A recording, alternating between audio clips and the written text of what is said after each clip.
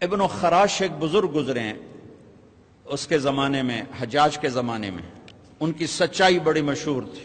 ان کے دو بیٹے حجاج کے خلاف بغاوت میں جنگ لڑی، پھر وہ بھاگ گئے، پھر وہ چھپتے چھپاتے گھر آ گئے۔ سی آئی ڈی نے بتا دیا کہ ابن خراش کے بیٹے آ گئے۔ حجاج نے کہا آج ابن خراش کے سچ کا امتحان ہوگا۔ اس نے ان کو کھانے پہ بلایا، ویسے نہیں، کھانے پہ بلایا، کوئی ماحول نہیں بنایا تفتیش کا، انویسٹیگیشن نہیں، کھانے پہ بلایا۔ کھانا کھاتے کھاتے ابن خراش آپ کے بچے وہ ہمارے خلاف لڑے تھے، کہیں وہ بھاگ بھوگ گئے، کوئی ان کی خیر خبر ہے؟ تو وہ ہنس پڑے، کہنے لگے حجاج زندگی موت تو اللہ کے ہاتھ میں، گھر بیٹھے ہوئے آ گئے، پہنچ گئے۔ کہا سلام کرتا ہوں، سلام کرتا ہوں، آپ کو آپ کے بچے گفٹ کرتا ہوں، اگر آپ جھوٹ بولتے تو آپ تینوں کی گردن اڑا دیتے۔ سلام کرتا ہوں، آپ کو آپ کے بچے مبارک ہو۔ کہ میرے نبی نے کہا میرا امتی ہر عیب کر سکتا ہے، جھوٹ نہیں بول سکتا، دھوکہ نہیں دے سکتا۔ میرے امتی سے ہر گناہ ہو سکتا ہے، جھوٹ نہیں بول سکتا، دھوکہ نہیں دے سکتا۔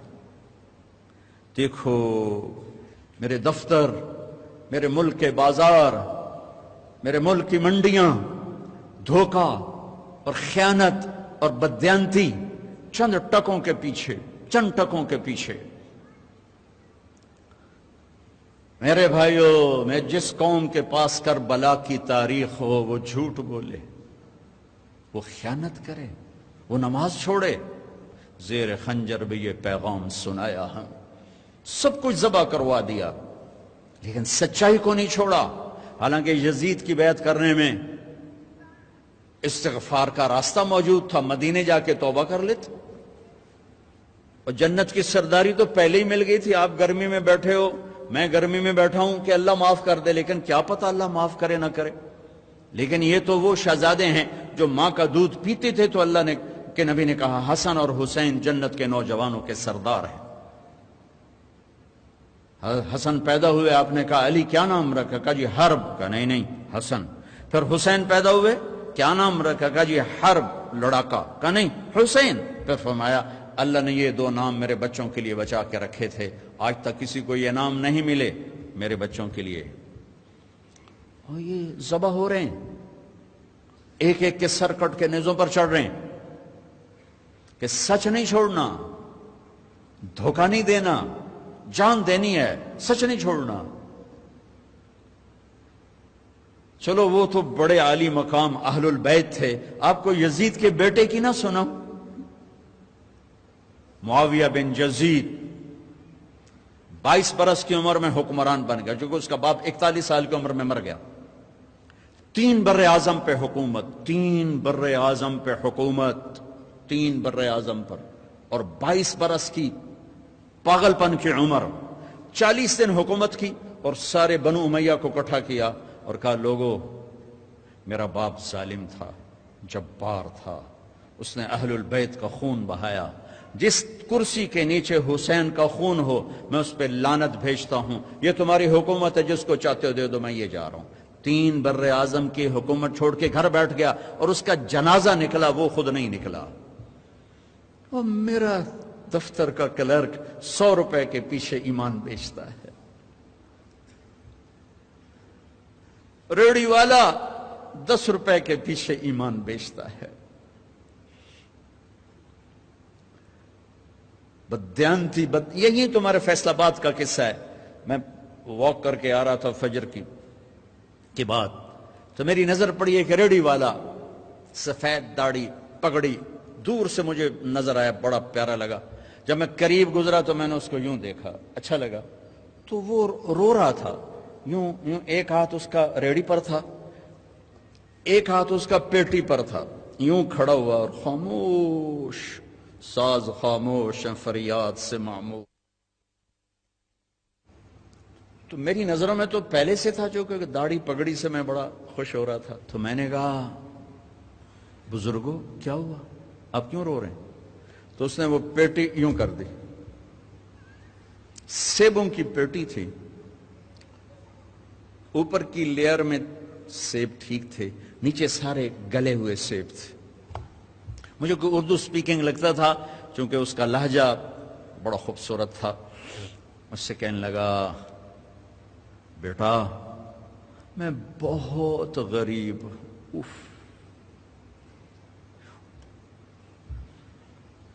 اس نے جو بہت کے اوپر جو زور دیا نا، مجھے لگا جیسے میں چھری سے میرا کلیجہ کاٹ دیا. بیٹا میں بہت غریب، میں روزانہ منڈی سے ایک پیٹی لاتا ہوں اور عصر تک بک جاتی ہے، تو میں تازہ آٹا بچوں کے لیے لے کے جاتا ہوں. تازہ آٹا. آج کسی نے میرے بچوں کی روٹی مجھ سے چھین لی. دیکھو میں اب بھی رو رہا ہوں، حالانکہ اس واقعے کو 30 سال گزر چکے، اور میری جیب میں کچھ بھی نہیں تھا کہ میں اس کو دے دیتا. میں تو ایسی نماز پڑھ کے باہر نکل گیا تھا. تو یہ پیٹی کسی بیوروکریٹ نے تو نہیں لگائی تھی کہ 22ویں گریڈ کا افسر بددیانت ہے یا 20ویں گریڈ کا پروفیسر بددیانت ہے یا صدر منڈی کا تاجر بددیانت. ایک مزدور نے پیٹی لگائی تھی. اور یہ یاد رکھنا، حکمرانوں کے تبدیلی سے حالات نہیں بدلتے، تمہارے بدلنے سے حالات بدلیں. تم یہاں جنید بغدادی کو بھی بٹھا دو تو صبح نہیں ہوگی جب تک میری اور تمہاری زندگی نہیں بدلے گی. تمہارے حوصلوں میں میوزک کی آواز سے چھت پھٹ رہی ہو تو جنید بغدادی کا حکمران ہونا تمہیں نفع نہیں پہنچائے گا. ہمارے دفتروں میں کلرک سے لے کر سیکٹری تک رشوت لے رہا ہو تو اولیاء کرام کی حکومت سے تقدیر کے فیصلے نہیں بدلیں گے. بنو امیہ کے حکمران ظالم تھے، لیکن اسلامی فتوحات کا دائرہ پھیل رہا تھا چونکہ عوام اللہ کے بڑی محبت کرنے والے تھے، اللہ پہ مرمٹنے والے تھے، اللہ پہ قربان ہونے والے تھے. میرے بھائیوں، اپنے آپ کو بدلنے سے شروع کرو. چھوٹا سا وظیفہ بتایا، سچ اور دیانت. سچ اور دیانت، چھوٹا سا وظیفہ بتا. اپنے سے شروع کرو. سیاستدان برے ہیں، پہلے کون سے اچھے رہیں؟ حکمران برے ہیں، وہ برا ہے، وہ برا ہے. اگر تم اوروں کی برائی دیکھو گے تمہیں کوئی اچھا نظر ہی نہیں آئے گا. اپنی برائی دیکھو گے تو تمہیں سارے اچھے نظر آئیں گے. تجھے کیوں فکر ہے اے گل دلے صد چاک بلبل کی، تو اپنے پیرہن کے چاک تو پہلے رفو کر لے. اوروں کی کمیاں نہ دیکھو، اپنی دیکھو. اپنے من میں ڈوب کر پا جا سراغ زندگی. دل دریاں سمندروں ڈوگے کون دلاندیاں جانے ہو. وچے بیڑے وچے جھیڑے وچے ونج مہانے ہو. اپنے اندر اپنے عیب تلاش کرو، تمہیں سارے اچھے نظر آئیں گے. یہاں سے جاؤ، سچائی لے کر جاؤ، دیانت لے کر جاؤ. یہ حکمرانوں کے قانون نافذ کرنے سے سچ نہیں آتا، حکمرانوں کی دیانت نافذ کرنے سے دیانت نہیں آتی. تیرا دل حکمران ہوگا سچائی کے ساتھ، دیانت کے ساتھ، تب دیانت ہوگی. میرے عزیزو، اپنی زندگی کو خوبصورت بنانا ہے اور اللہ کو خوبصورت نظر آنا ہے. اپنے حبیب کی زندگی اپناؤ اور سچائی اور دیانت. اور ایک آپ کے گھر کی زندگی سے متعلق بات ہے، اپنے گھروں میں محبت کی فضا قائم کرو.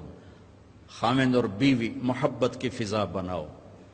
ماں باپ اولاد محبت کی فضا بناؤ.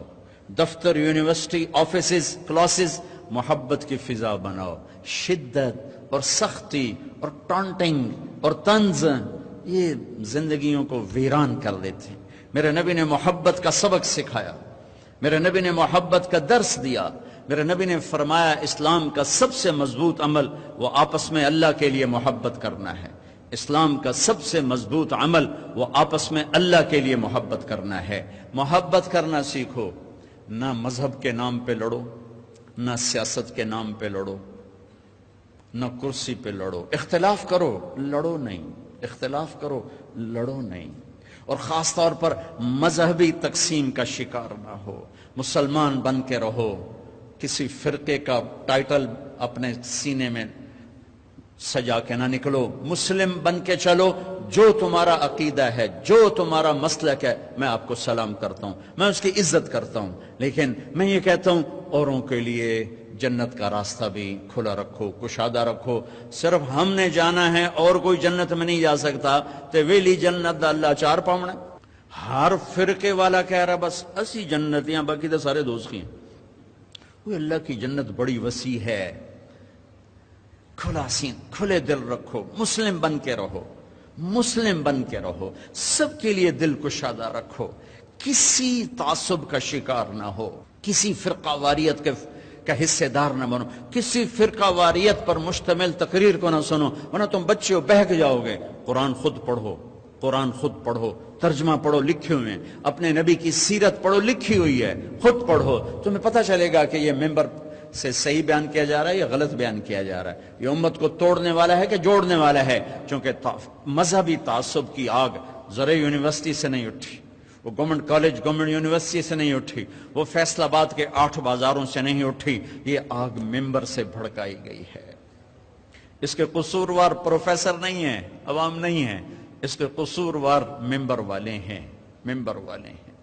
جو ممبر محبت کے لیے تھا وہی ممبر نفرت کی آگ آگ آگ، تقریر نہیں ہوتی، شعلے نکل رہے ہوتے ہیں، اور اس میں گھر نہیں جلتے، بدن جل رہے ہیں، ایمان جل رہے ہیں، اور اس حد تک نفرت ہے کہ ایک دوسرے کو سلام بھی نہیں کرتے، ایک دوسرے کے پیچھے نمازیں بھی نہیں پڑھتے۔ تو بھائیو، میرے عزیزو، اس نفرت کے ساتھ اللہ کی قسم ہم اللہ کی نظروں سے گر جائیں گے۔ جو تمہارا عقیدہ ہے پکے رہو، لیکن کسی کو ذلیل نہ سمجھو، کسی کو جہنمی نہ کہو، کسی کو حقیر نہ کہو، کسی کو جھٹ سے کافر نہ کہو۔ یہاں تو منڈی لگ گئی ہے۔